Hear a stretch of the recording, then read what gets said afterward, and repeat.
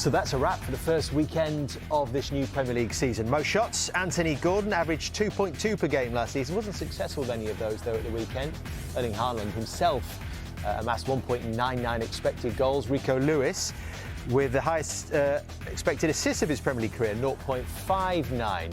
Pedro Porro with 14 passes into the opposition box. He averaged 8 last season. Morgan Rogers with the most through balls. Josh Achiampong, 33 carries, 8 more than any player at the weekend, and just his third Premier League start for the 19-year-old. 312-metre carry distance for John Stones, 6 tackles for Ryan Aït-Nouri. Virgil van Dijk with 17 clearances, and David Raya with 7 saves, the most he's made in a game since 9 against Manchester City in September 2024. Right, it is prediction time on Monday Night Football, our first of the season. As is tradition for Gary Neville and Jamie Carragher, to put them on the spot. And we're going to start with who's going to win the league. This is the easiest one, I think, isn't it, guys? Champions. Jamie's gone Liverpool. Gary's gone Arsenal. Why Arsenal, Gary? I couldn't separate Arsenal, City or Liverpool. I think they're absolutely all in with equal chance of winning it. So I've got no certainty at all that Arsenal are going to win it, but they've been consistent over the last 3 years. They've been second. I do feel they'll get there at some point. Liverpool, watching them Friday night, I saw Carragher's point. The 2 fullbacks have got to settle in. They look a little bit open. They're going to be exhilarating to watch. They're going to score a lot of goals. City look like with Reinders, and if Rodri can come back and if they can keep Stones and Diaz fit with Haaland up front, they've got an unbelievable spine. So honestly, I couldn't separate them. So I just went for the team that I've been going for the last 3 years, feeling that they're very reliable. Happen at some stage. No, they're reliable and solid, and they're consistent, which I think is important. Can you win a title being reliable and solid? Well, they're consistently getting sort of high points totals and finishing second to great teams, Liverpool and City. So I think that for me, they've improved themselves. Gyökeres, I wasn't actually negative about Gyökeres at all yesterday. I saw some things in that game. I thought that De Ligt did well against him, so I thought De Ligt had a fantastic match. But there were moments where he was a bit uncomfortable with him, he was wrestling with him, and I think he'll do well for Arsenal. So Zubimendi didn't have his best game yesterday, but again, I think he'll slot in well. Declan Rice couldn't have been any worse yesterday. I think Arsenal have got the right material. They're just going to have to sort that forward bit of the pitch out, and I think Gyökeres will. Jamie, are you more or less confident on Liverpool given what you've seen on this opening weekend? Less confident. It's not just the opening weekend, it was the Community Shield. It was a pre-season game against AC Milan. When I saw them things that I saw in the Community Shield, which is still a semi-friendly, if you like, I didn't think I'd see it on Friday night. That's what worried me a little bit, that I'm sure the manager's been speaking to the players in pre-season on the back of the Milan game, you know, the Community Shield, and to see it sort of not 3 games running, but the 3 high-profile games, if you like, up until this stage. That did worry me a little bit. But I think if Liverpool fix that, they have got great firepower. There's no doubt about that. You're not certain about them, though, are you? I just said that right at the start of the answer. No, I wasn't. Don't get on the defensive. I'm not getting on the defensive. You just listen to what I'm saying. You're not what I'm saying to us. No, I've said that. Sure. I said a few days ago that I thought Arsenal would be Liverpool's biggest challengers. And I know it's only one game. Watching Arsenal the weekend, and listen, I thought it was a great result for Arsenal.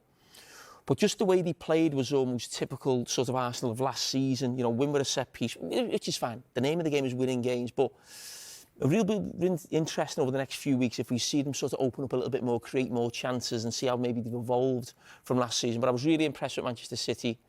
And I actually think it might be Manchester City who are Liverpool's closest challengers. OK, well, Liverpool fans are probably a little bit more confident than you are, Jamie, I think. Mm-hmm. Because Sky Sports has partnered with Fanalysis, an app where verified true fans, known as Fanlists, share their opinions on their club. Guess what percentage of Liverpool fans think they are going to win the league? 92%. Oh, that's pretty close. What is it? That's low. They're feeling pessimistic. It's 95. Is it? 95% of Liverpool fans. But if I was a Liverpool fan, I'd be thinking, because to be fair, I can't separate the top 3. And if I was Liverpool and they're going to get Isak, it looks like, then I'd be absolutely, you know, who are the 5% that are saying they won't win the league? Me. 13% incidentally of Manchester United fans think that they will finish in the top 4. 13%. 13%. Okay. Have we got 1% here? Of course we have. I can't disappoint you. Honestly. I've got to come back here in 10 months and try and defend this. I genuinely didn't know your answer to that. So Dave, we worked out before that I've done this now for 8 years and I've always had Manchester United in the top 4 every year. And it's a late change, but I think with a bit of science. Go on, what's the science? Well, last season, I remember watching Chelsea on the first game of the season, and at that point, no one had Chelsea, I think, finishing in the top 4 or 5. And I watched them against City and thought I saw something. I thought, that's not bad, that. That will do damage this season. That's a good team. And when I watched United yesterday, I thought the performance was very good. And I think they'll get a goalkeeper. I absolutely am banking. They'll not make the mistake of not getting a goalkeeper. And when they bring a goalkeeper in, and you've got those players up front that they had yesterday with that back line, I think with the 3 weeks that they've got and no Champions League football, no Europa League, I think Manchester United will surprise a few people. Last week I had them 6th to 8th, but I have changed my mind over this week. I thought that performance yesterday was a really good performance. I genuinely liked it. They were high energy. We saw some stats before. It's the first time they've kept a higher possession, or the first time they've kept 60% possession against the top 3 team for 10 years. I think they won 70% of the duels yesterday. First time they've done that for 9 years. 22 shots on target. They haven't done that for about 11 years against the top 3. That was a dominant performance against the top 3 team. When United have beat top 3 teams in the last 5, 6, 7 years, it's always been smash and grab, sitting back, counter-attack, pinch a goal. That yesterday, they lost, but I value performance. I really value performance. If you perform like that, you'll win a lot of football matches. So for me, yeah, maybe it's a little bit of bias because of who I support, but I thought I saw something yesterday similar to what I saw last season with Chelsea when they lost to City. I thought Chelsea will be a good side this season. And I'm not sure Chelsea are going to find it as easy with the World Club Championships, the European games, all the demands of that. I think United will just sneak in with Liverpool and City. When you hear those compelling arguments, are you thinking, I wish I had Man United instead of Chelsea in my top 4? No. No. I think you've got to be very careful of getting carried away about one performance. And don't forget, they didn't win the game, they lost. And at no stage in the game did I think Manchester United were going to score a goal yesterday. I get what Gary's saying, and I did think they played really well. Best I've seen them for a long time. There was pace, there was energy in the team. I think the front players they brought have got something, no doubt. But no, even though they had a lot of shots, and we just seen David Raya make lots of saves, I didn't feel at any stage Man United were going to score a goal. And I just think that's a big jump from, what was it, 15th last season to 4th.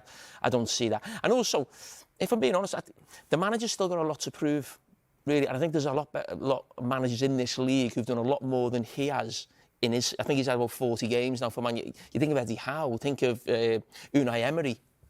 These are top managers, and I don't see Manchester United that high now. Interesting that you've both gone City second. You both sort of see them as danger lurking, if you like. We're going to move on to 5th and 6th for both of you. Both have got Newcastle involved in that top 6. Newcastle's interesting, isn't it? Because you feel like the story is not finished yet for this summer, and then we'll be clear about what they're going to look like. Yeah, that's why I've probably Newcastle and Villa, who I really liked last season. I just feel they might not be. The PSR's killing them a little bit in terms of being able to invest freely.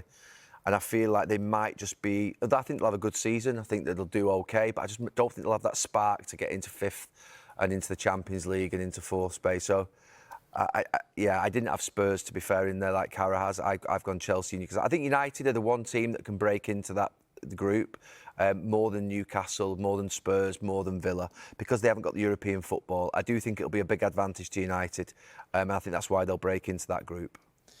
Is 6th too much to ask for Spurs, given the Champions League involvement as well? Maybe, but I do think when you look at Spurs and Man United last season, I actually think Spurs have got some good players. I do believe that. When you look at sort of, the 2 centre-backs, Romero signed a new contract today, hasn't he? Kudus has come in as a good player. I think they'll be active as well in this transfer market in the last couple of weeks. Thinking about Aston Villa, to be honest, that was the decision. Newcastle, Spurs, Aston Villa, where would I find those 3 teams? And I've just gone for Spurs because looking at Villa at the weekend, it just feels, it's the same team. They haven't really bought anyone, have they? Except maybe the backup striker, the top end of the pitch. And I'm not sure they're going to get too much more in. because of the PSR situation. But I do think Spurs will probably get another couple of players in, so I just went for them. And one of the reasons, you're talking about European football, I think because now, and this is one of the reasons as why, I think Aston Villa are in the Europa League, aren't they? I think they'll go far in that. So I think that their European campaign will really kick on in the second half of the season.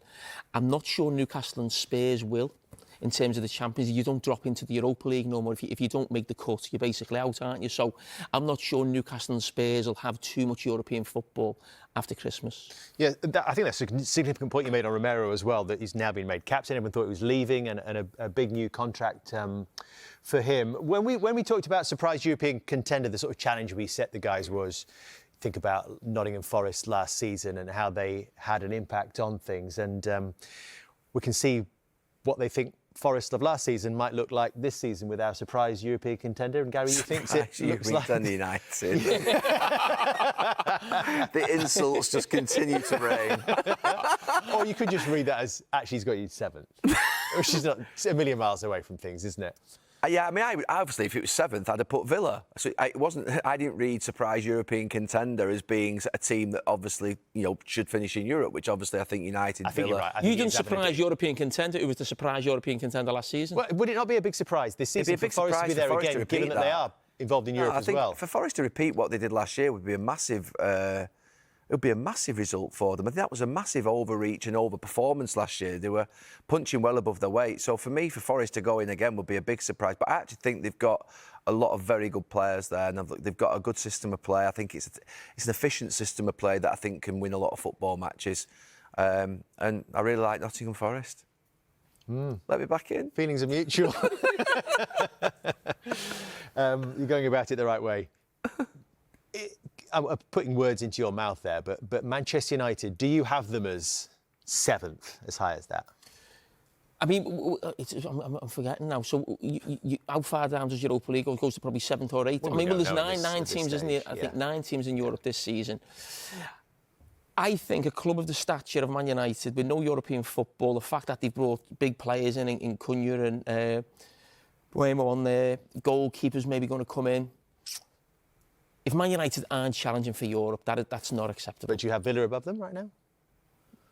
I just think Unai Emery's a better manager than what Manchester United have got. I think he's a top manager. He's come in and every season he's been there or thereabouts in terms of European football. So, yeah. Right, who's going down? We've had a late change I can reveal tonight. There is always a little bit of recency bias involved with these predictions. This was very recent, about 5 minutes ago. And it came from Gary because, let me get this right, Gary, you had Brentford in your bottom 3 with Burnley and Wolves, and now Leeds, who've won tonight, have replaced them in your bottom 3. What has not convinced you about Leeds this evening? It's not about what's convinced me. I think Brentford have been consistent in this league. I don't want them to go down. I don't want Leeds to go down. I think Leeds will be great in the Premier League. Who do you want to go down? No, I don't want anyone to go down, to be fair. I hate predicting relegation because it's obviously something that's a negative. I just don't think Burnley will have enough. When I watch Leeds tonight, look, I don't know who they're going to sign in this next couple of weeks, and it's obvious that Daniel Farke, their manager, and their owner before said that they were going to sign players. So they could sign 2 or 3 players, and that could change my mind in this next couple of weeks. That's the sort of unfair situation we're in. Why is Sunderland avoiding trouble? I thought I saw something on Saturday that was beyond just passion. I thought there was a physicality, a quality to them, a strength. I thought it was a good performance. And I think that maybe this could be the year for Wolves. Look, I'm like that with Wolves. To be honest, I look at that and it's easy to put the 3 promoted teams there. It is, and I'm just so desperate for someone to stay up. I don't want to be talking about the 3 teams going down. So I think Leeds, just in terms of Ellen Road, really, they've got to win tonight. I'd already obviously chosen this before the game. I'm always desperate for the Leeds or somebody to stay up. So it was almost, who else am I going to choose? And am I sitting here convinced that Wolves will get relegated? Not really. I think the manager's top. I think he's a really, really good manager, but they have lost some big players. And obviously, Ait Nouri's gone, Semedo's gone, Cunha's gone as well. So they have lost big players, but I do think the manager's a really good manager. Who else might get involved in this story at the bottom of the table? That's what we were asking around. Danger zone. And Gary, that became your Brentford. Yeah, but I had West Ham. When I had Brentford going down, I had West Ham in the danger zone. I think they'll really struggle this season. But I think it'll be tough for Brentford. You think of the players that they're going to lose, Visser potentially as well. You know, that's eating a lot out of their team. And I mean, we've loved Brentford, haven't we, for these last few years? So, but I think this could be their toughest season. West Ham, Jamie. Yeah, just watching the game again at the weekend, and it wasn't a great end to last season.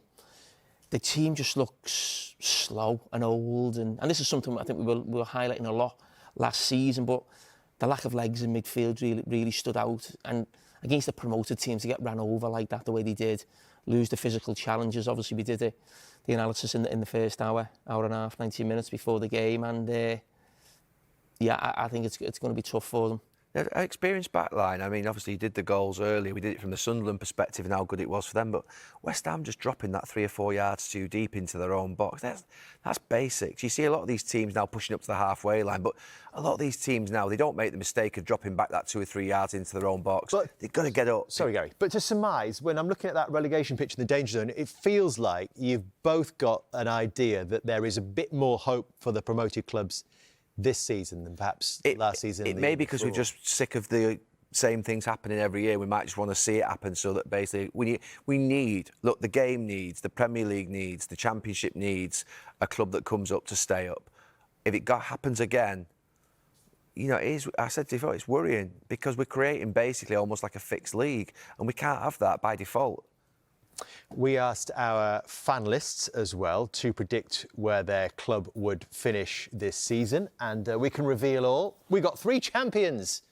Arsenal, Liverpool and City fans all think, on average, that their team will win the league this season. Chelsea fans also pretty confident. They've got their team in 3rd place. Villa 5th, slightly more confident than Spurs, Newcastle and Manchester United. No one's going down. 6th. Brighton, we haven't had a mention around this, but, you know, they had a really good season last year. Lost 1 or 2 players still, but it'd be a folly to rule them out, wouldn't it? Everton and Forest, predicting their teams finishing top half, along with Bournemouth and Crystal Palace. And down at the bottom, well, no one's getting relegated, Gary, as you said. So, but Burnley probably slightly more pessimistic than the rest. Maybe that's just a feature of what's happened before for them. Do you think that they've done a bit less than Leeds and Sheffield United in the summer? Sunderland. Burnley, yeah. I mean, I watched the whole game. They did all right, Burnley. I think if you look at that result and think Tottenham, 3-0, we showed the goals, some great goals. For a lot of the game, Burnley did okay.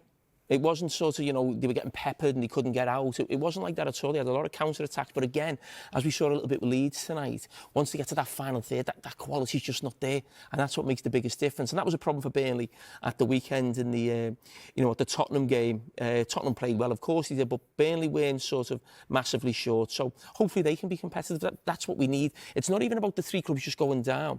I said this before the game.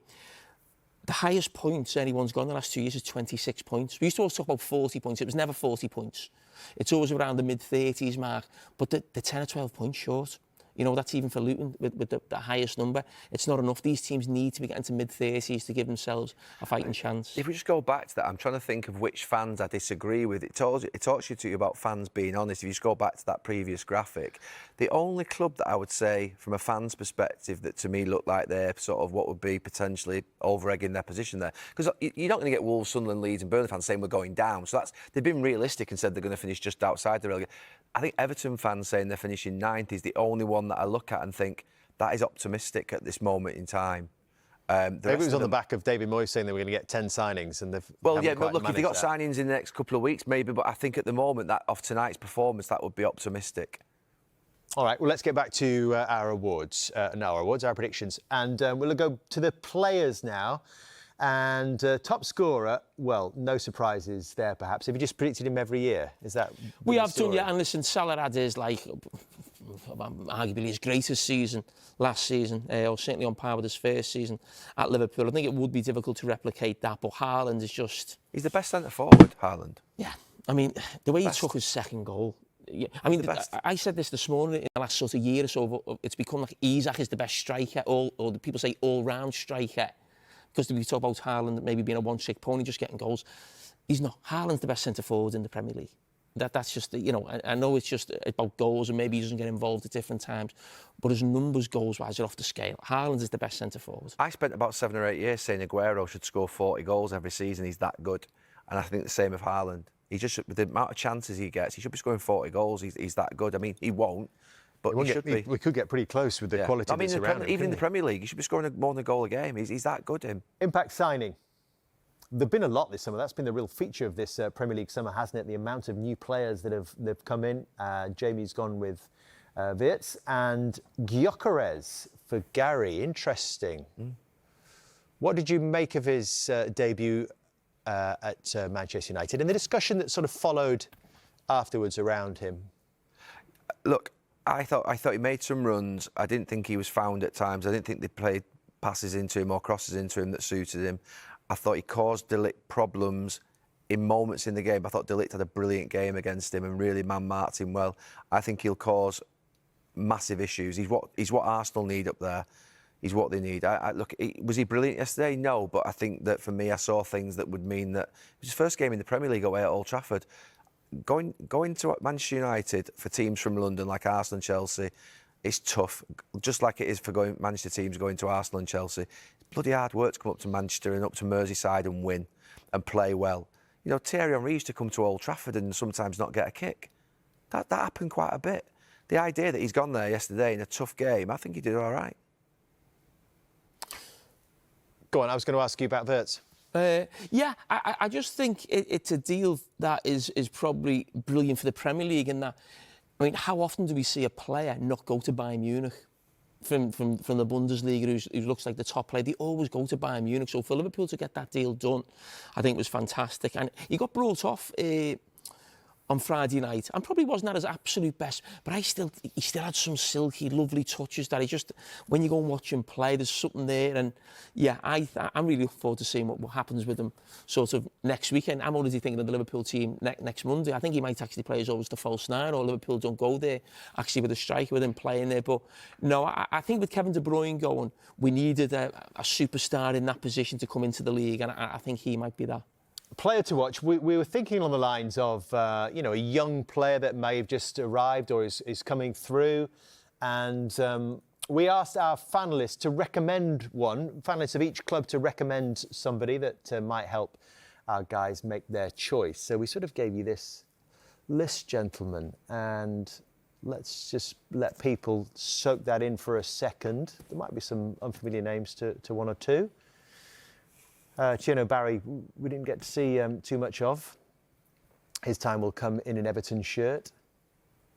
Anton Stach, we saw taking corners for Leeds United this evening. Let's have a look then. Let's move on to what they have gone for off that list. Truffert, the new left-back for Bournemouth, and Estevao, who made quite an impact, Jamie, without scoring or creating an assist for Chelsea yesterday. Well, I think he's already got Brazil caps. I think I'm right in saying that. He was fantastic in the Club World Cup against Chelsea, you know, a few weeks ago as well. So I think at the end of the game, all the players are coming up to him, talking to him. He came on yesterday. I watched the Chelsea game yesterday, and he made a difference when he came on. And he looks pretty special. I think in a few pre-season games as well in the last couple of weeks that they've played well. He's done particularly well as well. He looks such a baby, doesn't he? He's just 18. But. And he looked... What I saw from Chelsea's wide players, and I've had this criticism of Chelsea when they bring in players in, that sometimes I don't feel like there's been that much of an upgrade. It's almost like swapping for swapping's sake. But listen, he's still a young player. He's obviously not the finished article, but he does look like one of them where you're thinking, I don't think it'll be too long before he's first choice, where he feels like he has to play. And it almost felt like they had to bring him on at the weekend. And he made a difference. So, you know, I think he's probably got a decent chance of being involved on Friday night. Potential superstar. His first interview, by the way, with he did speak to Natalie Jedra after the game on Sunday. And you can see that on Sky Sports YouTube channel right now, or when we've finished. Truffert, caught your eye? Yeah, I was going to go for Reinders because he was outstanding, but I think it would be probably too obvious after what we saw at the weekend. But actually, I was watching Bournemouth-Liverpool on Friday night. I have to say that if you're looking at a left-back on the pitch that was the best one, it was the one wearing the Bournemouth shirt. The one that replaced Carragher. Carragher looked, like he was a little bit rash. Obviously, his first game at Anfield, so you've got to get time for him to settle in. But Truffaut was absolutely brilliant, and I couldn't take my eyes off him. Is that the model of a very well-run football club? Yeah. That you try and sell high, and you get the next one in. Yeah, straight and away. look, Carragher was outstanding, wasn't he, for Bournemouth? And obviously Liverpool had their eyes on him for a long time, just to sort of take over from Andy Robertson. I think Andy Robertson's going to play a lot of football this season, and I think Truffaut will really emerge. He looked outstanding on Friday night, I felt. So there are your players to watch. What about a manager to perhaps outperform expectations in this Premier League season? Why are you laughing? You pick the Man United manager every year on that. I don't pick him every year. You picked 3 last year, and one of them was the man Ten Hag. Well, the reason last year is a similar reason to this. Ten Hag last year, because I knew that if he started badly, he'd be under massive pressure. Similarly, if Ruben Amorim, there's probably going to be no in between here. Ruben Amorim, if he starts off badly and they're in 13th, 14th in October, November, is going to be under massive pressure. He's the Manchester United manager. He has to deliver in these first few months of the season, and I think he will outperform. I think he'll emerge. I know you're not. Outperform what? You've got them fourth. No, well, exactly. I know you're not sure about him, and you sort of wrote your article the other day saying that you think that he's not that good. But I think that he's got. I think he did. Well, he said that basically. Did you read me? What was the article about? It was about the 2 managers, Arteta and Amorim. Amorim would be delighted if he was in Arteta's position in 3 or 4 years. Oh, absolutely. So this season, I think the manager to watch is the United manager. All eyes are on him.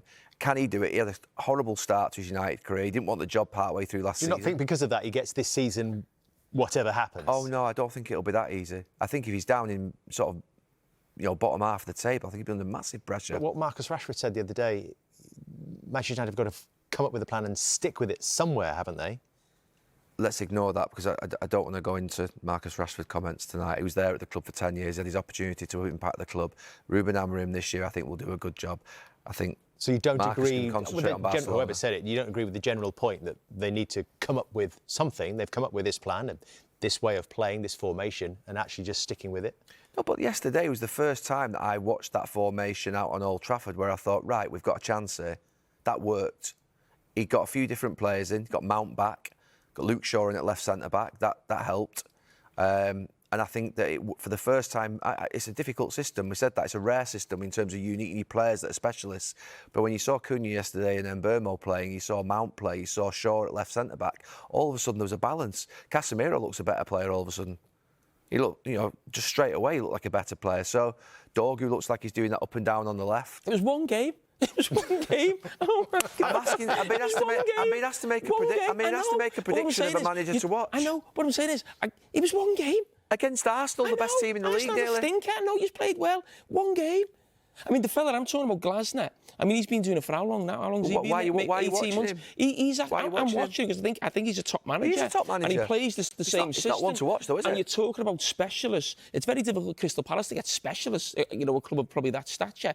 Won the FA Cup, going into Europe, watching them yesterday against Chelsea, watching them against Liverpool Community Shield, watching them the teams they beat Man City in the FA Cup final. I mean, he knows that system inside out. We're looking at 2 managers who play the same system. That guy, Glasner, definitely knows that system right now better than Ruben Amorim. I don't think the question, though, is who's the fantastic manager. We know that Glasner's done an absolutely unbelievable job. That it's the manager to watch. Perhaps one to watch in the sense that he's got a really tough job on his hands of these coming weeks and season. Glasner. So is Amorim. Amorim's got the toughest job in English football. That's why he's the one to watch. Last season, you just picked the Man United. You could probably put another 3 or 4 in there. Last season, I had the manager to watch was Arne Slot and Eric Ten Hag. And there was 3. There was another one. Maresca, right? Because there was massive pressure on these 3 managers. Slot taking over from Klopp, and Ten Hag obviously kept his job by the skin of his teeth. And if he didn't obviously do well, he would get sacked, and he did. And Maresca was under massive pressure towards the end at Chelsea and got over the line. So there was 3 managers. I wanted to watch them because they were all under big pressure. What did Meatloaf say? 2 out of 3. I don't know, what did he say? I think we'll leave it there. Well done. You managed to get through it. I'll see you in May. It was a little bit like pulling teeth. It's getting harder, I think, actually every year to get predictions out of you guys. Do you know the last? Well, you know what it's at, because we don't do the next 2 Dave, weeks. do you know that we did an assessment earlier of the last 5 years of predictions, and I actually am 3-2 up in terms of predictions. It's as if he sits here like cocky and confident that he wins every year. He doesn't. But you know what? I'm more consistent. I'm like Mikel Arteta. I've got a lot of points over a few years. That's honestly 6 out of 10 every week. Well done. I was like that as a player. Doing all right. I'm quite confident with my predictions, actually. We will hold you to account. Don't worry about you. it. So well done. You will be ridiculed about the Man United one again.